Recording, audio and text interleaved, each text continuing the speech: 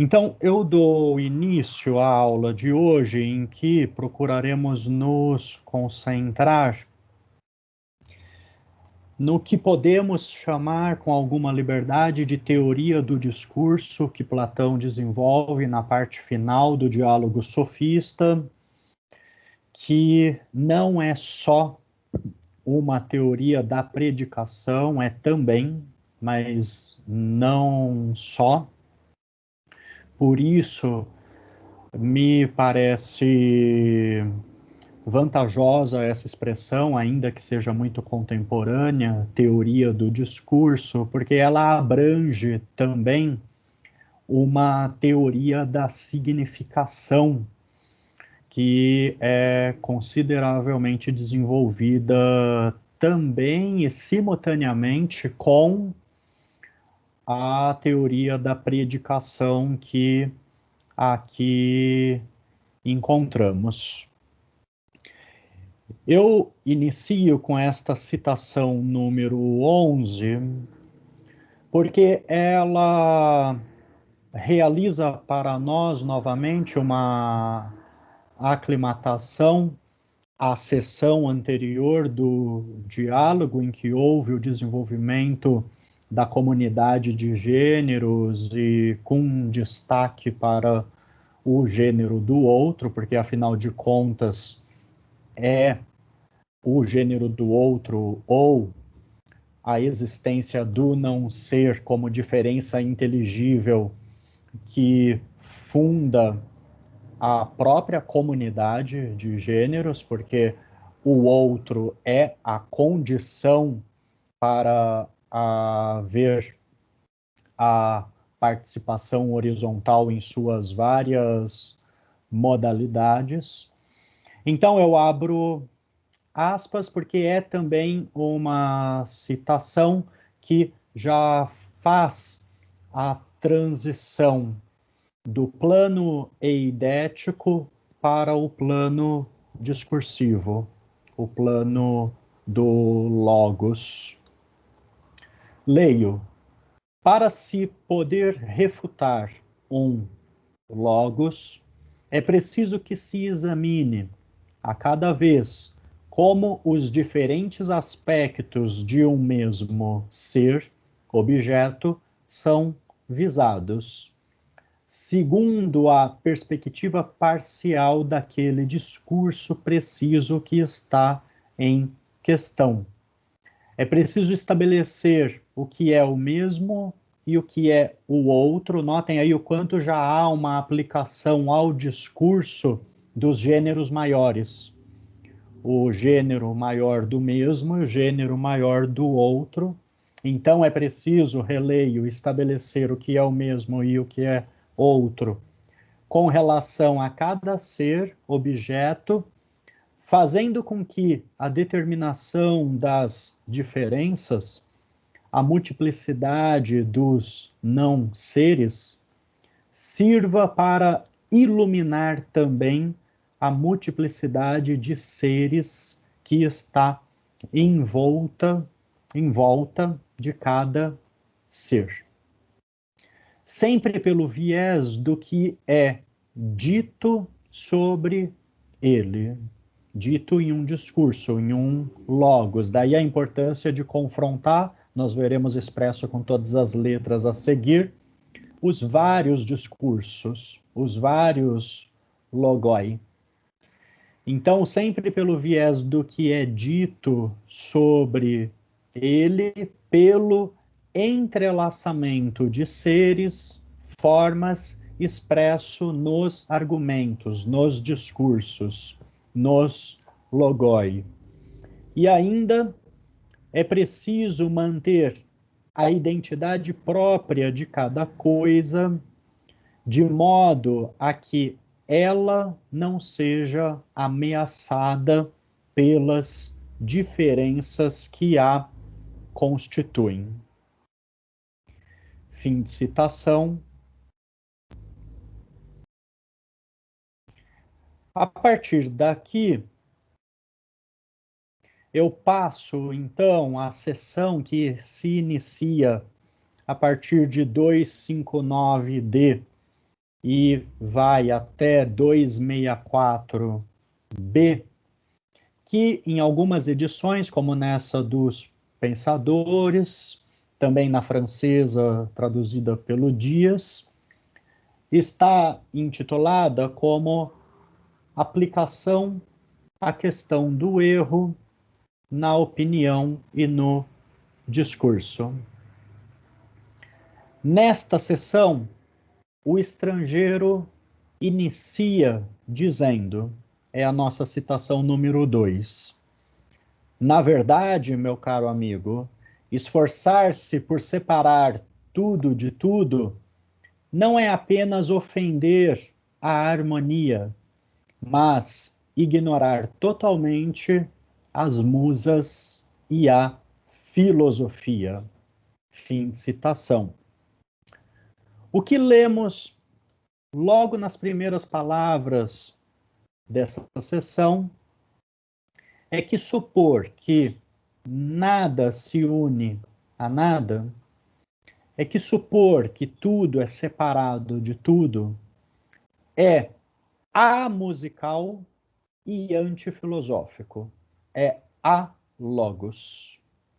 A isso, Teeteto imediatamente pergunta por quê?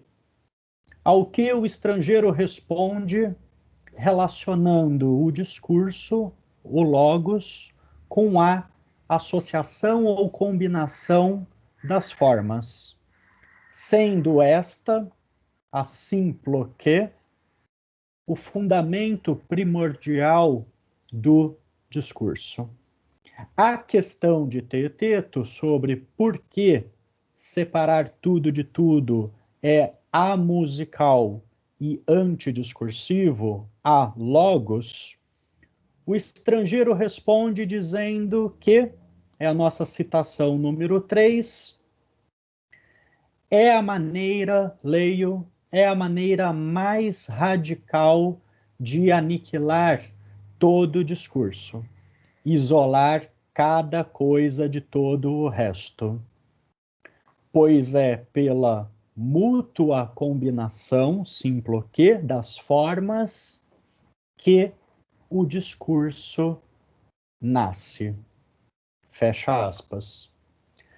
Lembremos-nos de que o outro, ou a alteridade inteligível, é a condição para a simploque, para o entrelaçamento entre as formas. E agora veremos que não só para a combinação entre as formas, mas será também a condição para a combinação entre as palavras no discurso. Afinal, sem diferença, não há entrelaçamento, e sem entrelaçamento inteligível, não há entrelaçamento dianoemático e discursivo.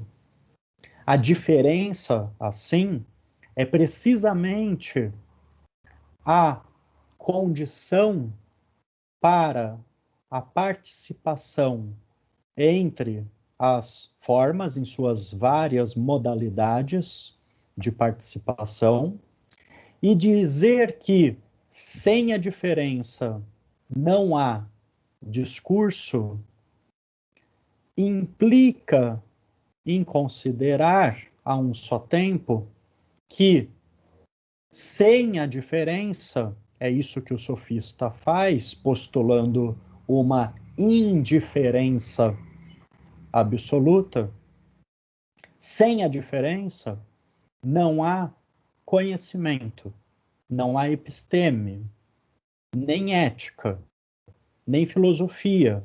É por isso que é o que há de mais contrário às musas e ao logos.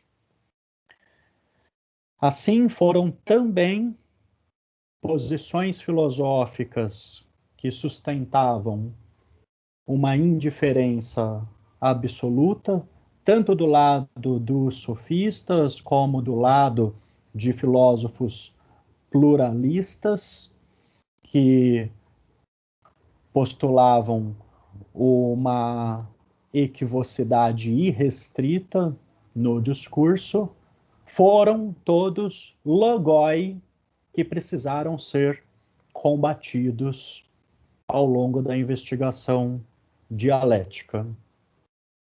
É por isso que o estrangeiro diz, vamos ler direto aqui agora o diálogo sofista.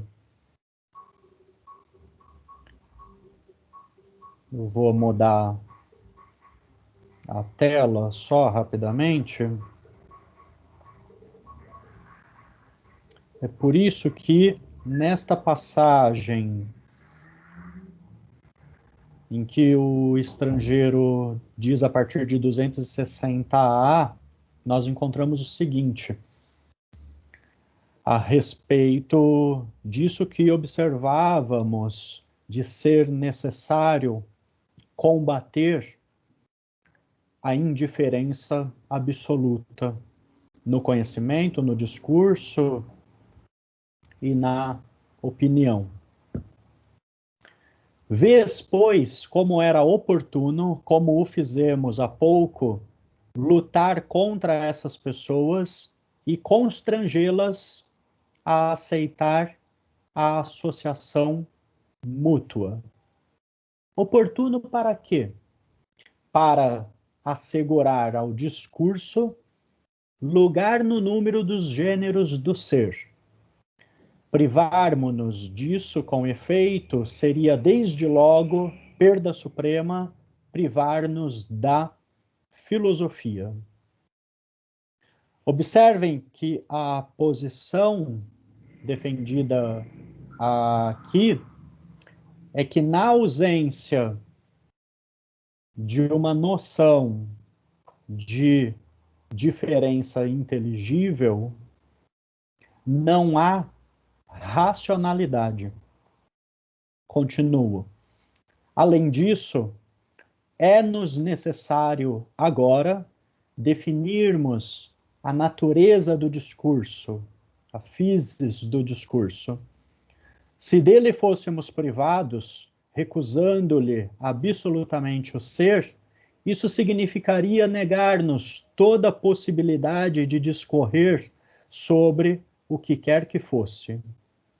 E dele estaríamos privados se concordássemos que absolutamente nada se associa a nada.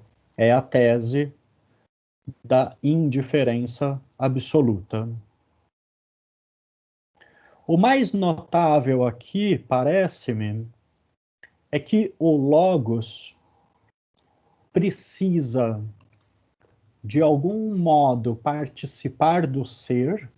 Poderíamos dizer, de algum modo, o logos precisa ser, e para o logos, o discurso ser, é preciso que haja entrelaçamento, simploquê. Entrelaçamento que, como estamos dando tanta ênfase, já sabemos que só há com a condição de haver diferença. Dito de outro modo, o entrelaçamento primordial entre o ser e o não ser, digo primordial para nos restringirmos ao entrelaçamento no plano eidético, para deles passarmos para o discurso. O entrelaçamento primordialmente entre o ser e o não ser é a condição da combinação entre as formas. E, por consequente, é a condição do discurso.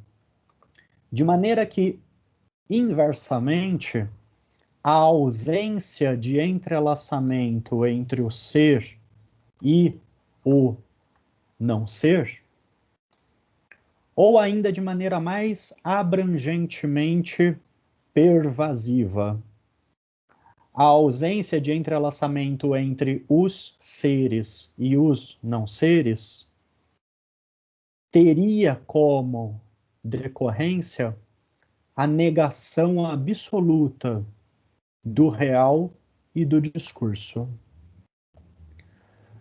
Podemos compreender, assim, que a inexistência do não ser, uma compreensão parmenídica eleata do não ser, implicaria, do ponto de vista platônico, na inexistência do próprio campo simbólico.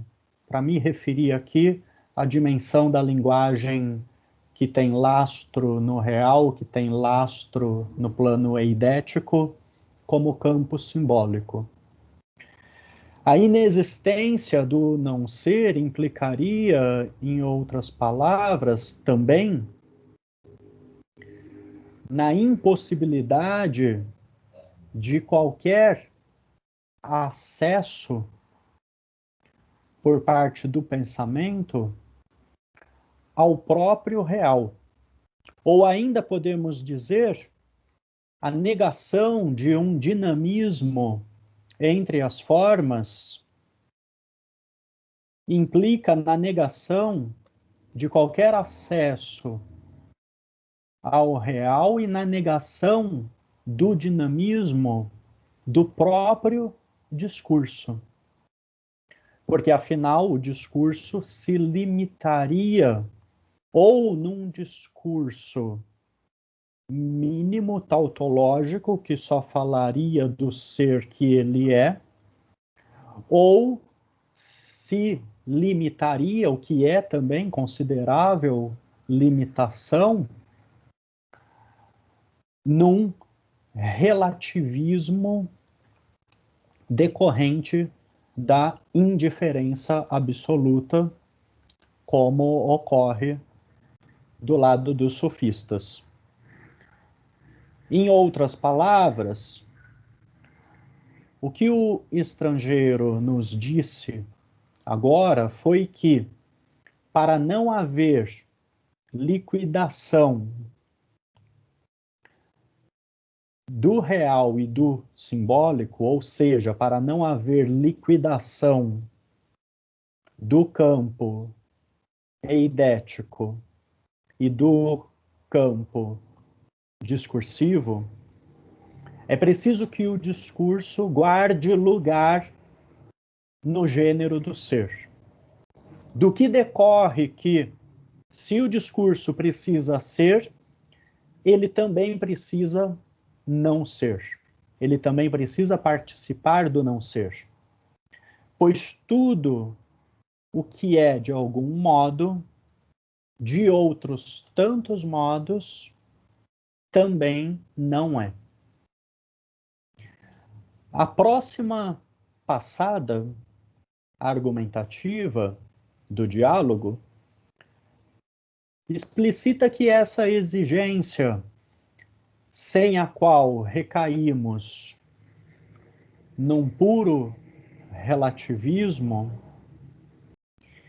e nas limitações antilógicas do discurso que se orienta por uma indiferença absoluta, que será também uma indiferença absoluta em relação ao outro interlocutor.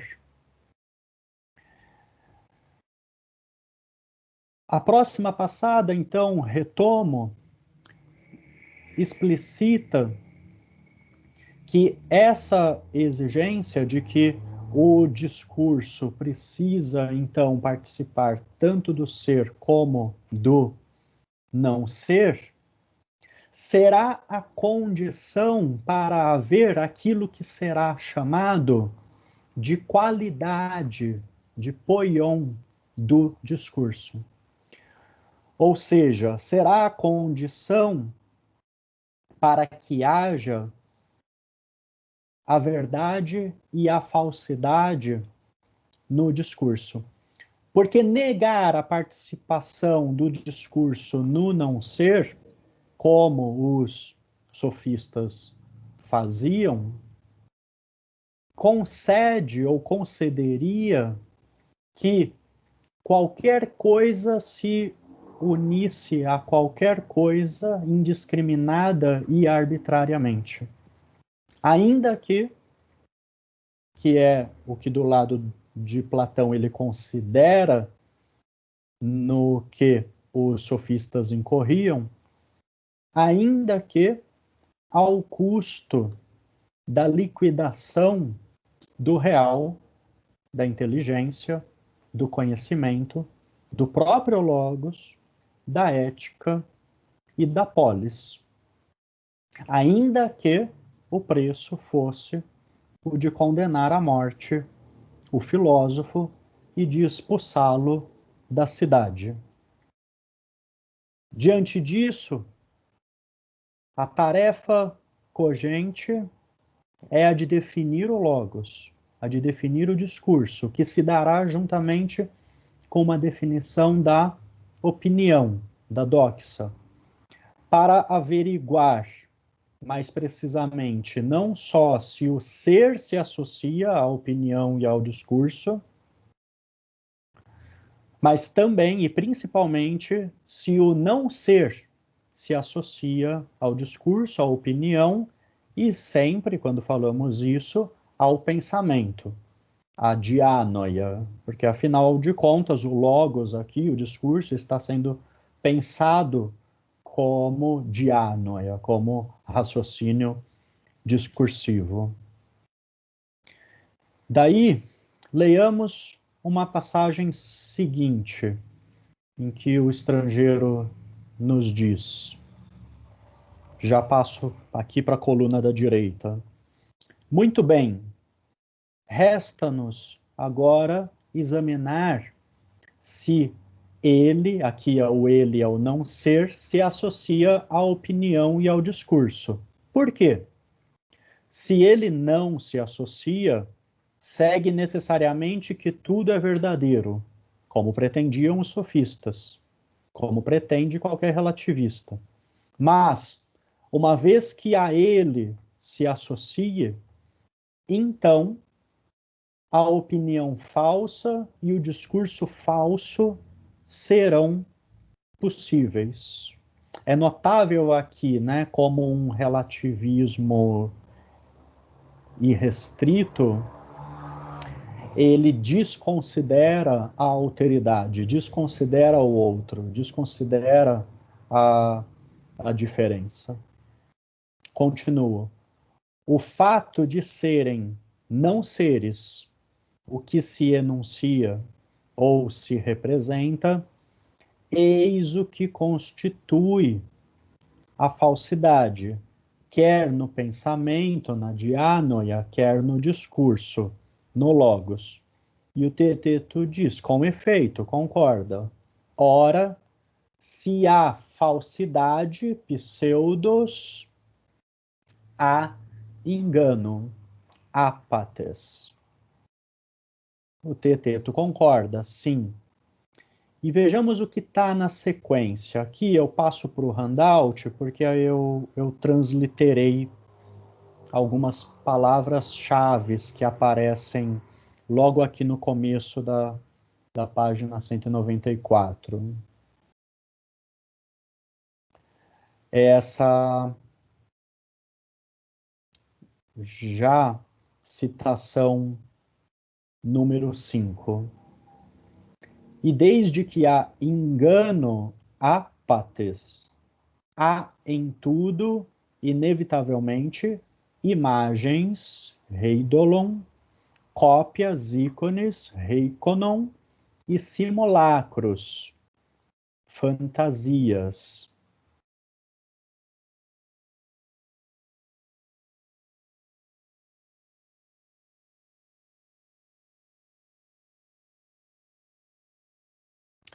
Antes da gente comentar o que acabamos de ler, que é essa relação entre a falsidade e o erro, o engano, porque a gente precisará fazer uma sutil distinção entre uma coisa e outra, Afinal, a falsidade não é necessariamente o engano, embora todo engano implique na falsidade, mas há possibilidade de haver falsidade sem engano. E antes ainda de nós realizarmos um breve comentário a respeito desse vocabulário da teoria da imagem que é desenvolvida aqui, distinguindo outras modalidades, por assim dizer, de imagens para além do Eidon,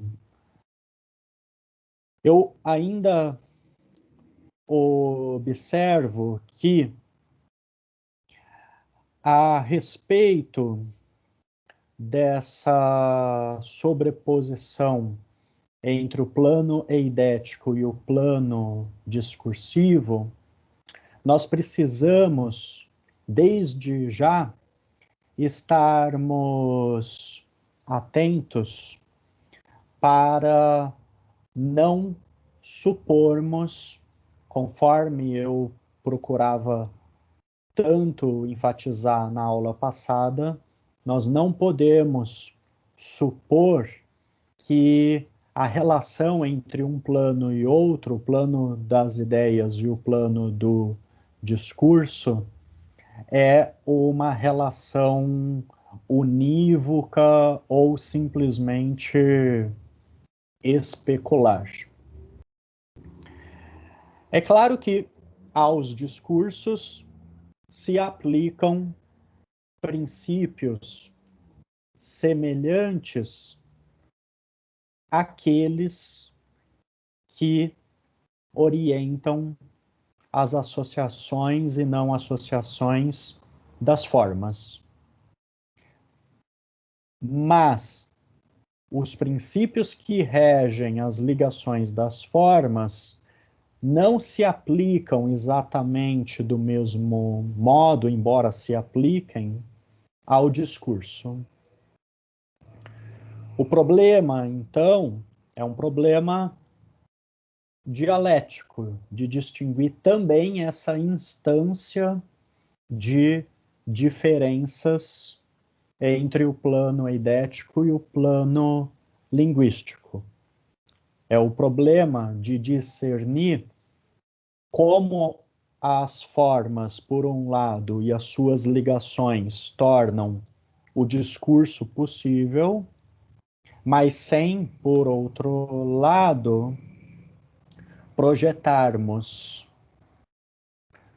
tanto nelas, nas formas e nas suas relações, as relações predicativas, como também sem projetar nas relações da linguagem, que as predicativas são algumas delas, mas não todas, então sem projetar também na linguagem, de maneira direta, unívoca, as relações eidéticas. A precaução requerida, ainda em outras palavras, é a de não confundirmos relações entre gêneros e relações linguísticas. As formas, afinal, não são as palavras de um discurso. Nem a relação entre as palavras de um discurso guarda a mesma relação entre os gêneros. O que significa que não há uma relação direta, unívoca ou especular de adequação entre plano ontológico das formas e plano linguístico, e muito menos entre plano eidético, linguístico e físico, digamos que das coisas materiais. É claro que a Simploquê encontra expressão no discurso. As próprias relações de predicações são mencionadas por vezes no diálogo como Simploquê. mas são simploquê, associações, entrelaçamentos distintos de todo modo, os predicativos e os lógicos e ontológicos entre os gêneros. É a isso que vem essa citação número 4, que eu tenho a impressão que fizemos também na aula passada, em que o Marcelo Marques nos diz o seguinte: ao passarmos de um plano ao outro, dos discursos às formas, devemos tomar consciência que mudamos de registro. As relações entre as formas que fundam as relações entre nomes e verbos não são redutíveis aos elementos mesmos do discurso, pela simples razão de que elas são seus princípios e, portanto, não funcionam da mesma maneira. Não se deve aplicar às formas o mesmo tipo de raciocínio, nem a mesma lógica que aplicamos, seja ao plano dos seres físicos, seja à linguagem, enunciados e proposições. Adiante, nós vamos problematizar ainda outras instâncias de diferença, para além dessa diferença mencionada aqui entre esses três planos, das formas, da linguagem e das coisas físicas, mas também outras instâncias de diferença no âmbito da linguagem em relação às formas e às coisas, mas numa dimensão intra e extra linguística. Isso adiante deverá ficar mais claro. Vamos então retomar essa citação número 5, que já lemos, em que nós encontramos um desenvolvimento da relação entre falsidade e engano. O que já está estabelecido é que tanto o falso, o pseudos, como o engano, ápates, só podem existir no discurso se este participar não só do ser, mas também do não ser. Estabelecido isso, o diálogo deu essa passada a mais, fazendo uma distinção, embora preservando uma relação, porém uma distinção entre falsidade e engano. Afinal, não é porque há falsidade que há necessariamente engano. O dialético, por exemplo,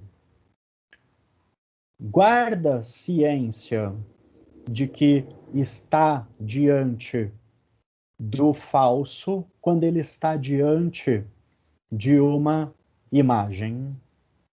De maneira que, então, quando o dialético mobiliza uma imagem no seu discurso, ele tem ciência de que, por ser imagem, ela é falsa porque ela não é o original, mas ele não se engana e nem veicula o erro, o engano, e o transmite para o seu interlocutor. Por isso a falsidade não é necessariamente o erro, não é necessariamente o engano. E é por isso que a teoria da imagem desenvolvida aqui no Sofista não é uma teoria que marca toda e qualquer imagem com o negativo. Mas é uma teoria, podemos dizer, ambivalente da imagem. Ambivalente porque há uma dupla valência da imagem. A imagem, poderíamos dizer que em si mesma, ela é neutra. Ela adquire valência positiva ou negativa conforme o fim para o qual ela é mobilizada. Mas ela pode guardar positividade. Tanto que, na sequência, a teoria do discurso desenvolvida por Platão é simultaneamente desenvolvida com uma teoria da imagem. O que exige que leiamos com bastante cuidado passagens como essas, que distingue as imagens em várias modalidades, melhor dizendo, em eidolon, reikonon e fantasias, desenvolvendo também uma teoria do ser da imagem. Uma teoria que talvez nós não consigamos desenvolver mais vagarosamente, mas é uma teoria que é retomada principalmente na definição e na divisão final do sofista, em que esses diferentes gêneros ou espécies de imagens são relacionados a diferentes artes. A arte do simulacro, a fantastique, não é a mesma arte das cópias ou das imagens. É uma teoria do ser das imagens também, porque as fantasias e os reikonon, os simulacros e as cópias, estão mais distantes do real do que as imagens efetivamente chamadas de eidolon. Estão mais distantes do real em sentido lógico, inteligível e ontológico. O que, em outras palavras, e com mais ênfase no plano discursivo, talvez nos permita dizer também que as imagens eidolon como falso, pseudos, e não como engano, ápates, se mobilizadas com a ciência de que são imagens, conforme eu exemplificava agora há pouco por parte do dialético, então elas, nessa dimensão dianoética, que é, afinal de contas, uma dimensão que inelutável e incontornavelmente se dá pela construção de imagens, porque afinal de contas é a dimensão do discurso, da dianoia, não é o plano da noesis. E se é assim, então talvez possamos melhor considerar de fato que essa dimensão do discurso é uma dimensão simbólica porque guarda lastro na inteligibilidade e que para Platão é um lastro no real.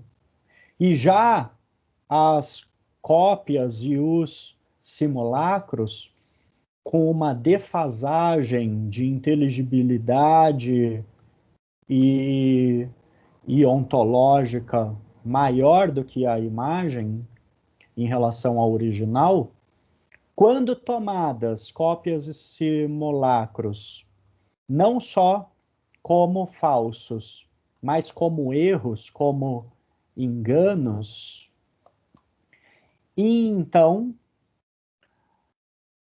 elas no discurso ultrapassam as fronteiras de uma dimensão simbólica e atingem uma dimensão que mais contemporaneamente nós poderíamos chamar de imaginária, considerando que o imaginário, para além do simbólico, não guarda mais lastro na racionalidade e no real. Com isso, eu não quero causar confusão de dizer que o que será chamado adiante, conforme algumas traduções, de imaginação, que poderia ser traduzido também por aparição, seja esse imaginário que eu mobilizo agora.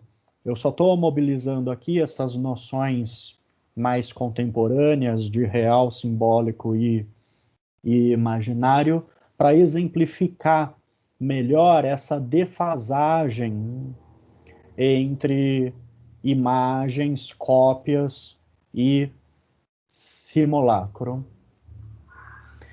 Também nós temos oportunidade agora, diante da menção dessa teoria da imagem aprofundada, temos oportunidade também de indicar um possível refinamento desta teoria da imagem desenvolvida no diálogo sofista em relação à teoria da imagem presente em outros diálogos de Platão, principalmente nos diálogos chamados de intermediários.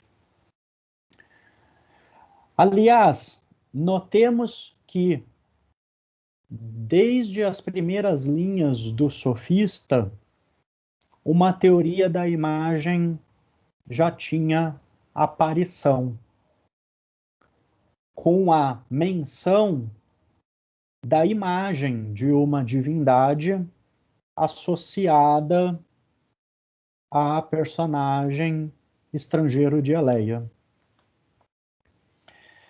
Vamos conferir a nossa citação número 6, que me parece especialmente interessante, porque aqui o Marcelo Marques nos faz um cotejo entre a teoria da imagem do diálogo República, conforme ele lê, com esta teoria da imagem que estamos encontrando no sofista.